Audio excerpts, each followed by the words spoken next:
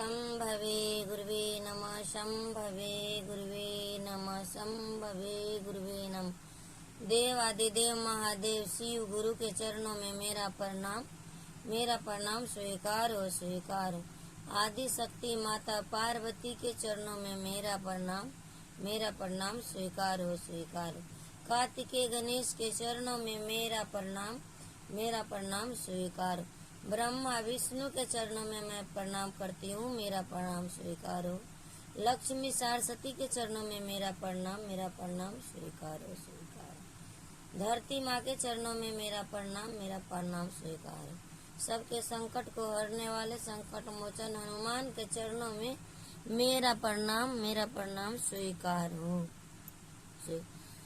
धरती पे शिव चर्चा शुरू करने वाले और शिव गुरु के प्रथम शिव शिष्य बने हरिंदर भैया नीलम दीदी के चरणों में प्रणाम करती हूँ, मेरा प्रणाम स्वीकार हो। और इस देश में, इस भारतवर्ष में जितने भी महादेव के शिष्य हैं उन सभी को मैं प्रणाम करती हूँ, मेरा प्रणाम स्वीकार हो। तो ये दीदी लोग, आज मैं बहुत ही सुंदर महादेव की चर्चा करने जा रही हूँ। महादेव की चर्चा अद्भुत है, बहुत ही सुंदर है उनका चर्चा। सत्यम शिवम सुंदरम, महादेव स्वयं सुंदर है, इसलिए उनका नाम पड़ा है सत्यम शिवम सुंदरम। तो चर्चा बहुत ही अद्भुत है और मैं बहुत ही सुंदर चर्चा है। दीदी लोग, हमारा और आपका रिश्ता बहुत पुराना महादेव के साथ जुड़ा हुआ है। बहुत गहरा रिश्ता हमारा और आपका महादेव के साथ जन्म जन्म का रिश्ता बना हुआ है। जिस प्रकार महादेव का कोई शुरू और कोई अंत का पता नहीं है, कोई शुरू कोई अंत नहीं है, उसी प्रकार हमारा और आपका रिश्ता महादेव के साथ है।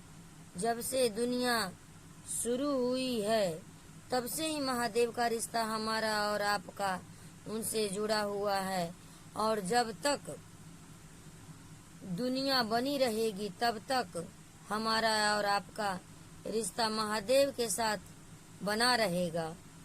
और जब तक इस दुनिया में प्राणी रहेंगे तब तक महादेव का सुमरन भजन कीर्तन गुरु शिष्य बनते रहेंगे, महादेव अपना गुरु बनाते रहेंगे।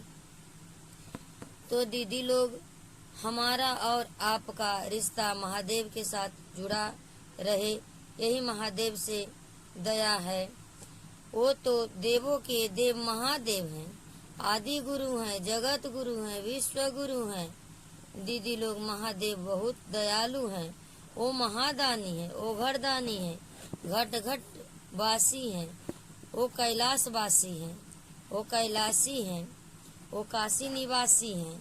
महादेव अनंत हैं, उनका रूप अनंत है, उनका नाम भी अनेक है, लेकिन महादेव तो एक ही हैं। उसी महादेव से कहना है, हे बाबा, आपके साथ हमारा रिश्ता बहुत पुराना है। बाबा, मैं आपसे एक और रिश्ता बनाना चाहती हूँ। बाबा, आप तो आदि गुरु हैं, जगत गुरु हैं। हे महादेव, आप मेरे भी गुरु बन जाइए महादेव, और मुझे अपना चेला बना लीजिए महादेव। मैं आपके शरण में रहना चाहती हूँ महादेव, आपका सुमरन करना चाहती हूँ महादेव, आपका वंदना करना चाहती हूँ महादेव, आपका दया पाना चाहती हूँ महादेव। मुझ गरीब को अपना शिष्य बना लो महादेव। हम आपका शिष्य बनकर अपने आप को बहुत ही गुणवान समझेंगे, बहुत ही अच्छा समझेंगे महादेव। इस प्रकार महादेव से विनती करके दीदी लोग, महादेव को अपना गुरु बनाइए, उनके शरण में जाइए, उनका शिष्य बनिए, महादेव से दया मांगिए। महादेव बहुत ही दयालु हैं, सबके कष्ट को दूर करते हैं। वो हमारा कष्ट दूर करते हैं, आपके कष्ट भी जरूर दूर करेंगे। महादेव बहुत ही दयालु हैं।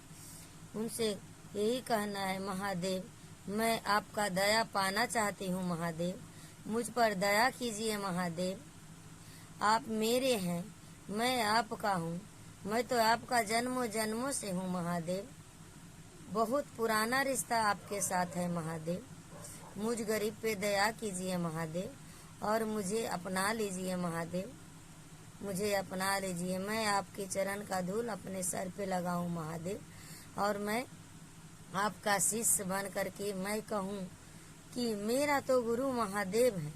वो मुझे आत्मज्ञान देते हैं। दूसरा गुरु दीदी लोग बैठा के ज्ञान देते हैं, लेकिन महादेव तो आत्मज्ञान देते हैं। वो गलत रास्ते पे चलने से रोकते हैं। हमारे मन में विचार आता है ये गलत काम है, हम ये काम नहीं करें, वो आत्मज्ञान देते हैं। वो बहुत ही दयालु हैं। कोई तो बैठ करके हमें ज्ञान देगा, लेकिन महादेव हमें आत्मज्ञान देता है।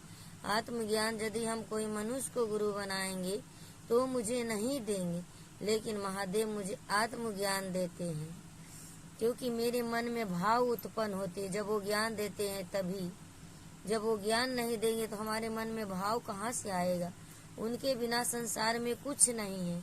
वो देवों के देव महादेव हैं।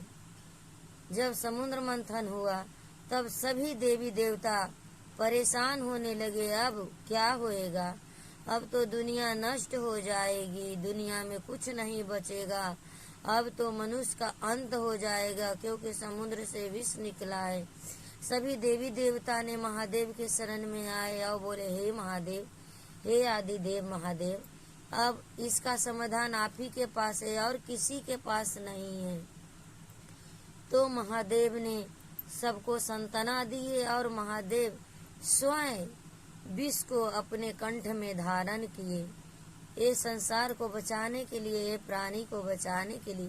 तभी से वो कंठेश्वर महादेव हो गए, नीलकंठ महादेव हो गए, उनके कंठ नीला हो गए।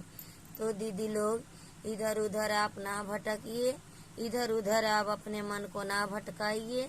आप महादेव से जुड़िए, आप महादेव के शरण में आइए, उनको अपना गुरु बनाइए और उनकी चर्चा में जाइए, अपने नाम का दर्ज करवाइए।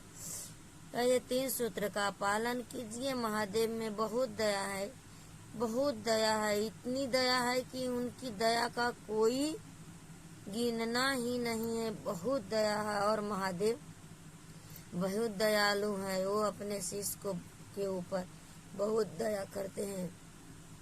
तो दीदी लोग आप महादेव के शरण में जाइए, महादेव को गुरु बनाइए। तो दीदी लोग मैं अपनी चर्चा को विराम देती हूँ। शिव गुरु के चरणों में प्रणाम, माता भवानी के चरणों में प्रणाम। शिव शिष्य का परिणाम स्वीकार करें, महादेव स्वीकार करें।